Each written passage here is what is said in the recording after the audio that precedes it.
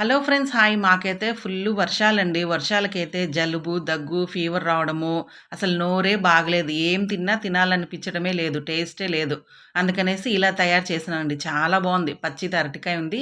Peel చేసి పెద్ద పెద్ద ముక్కలుగా చేసుకున్నాం. తర్వాత ఉప్పు, కారము, ధనియాల పొడి, జీలకర్ర పొడి, కొద్దిగా గరం మసాలా, కొద్దిగా నువ్వులు, నూనె వేసి మసాలానైతే తయారు చేసుకున్నాం. ఇందాక నేను చిన్న చిన్న పీసెస్ చేసుకున్నాను గదా!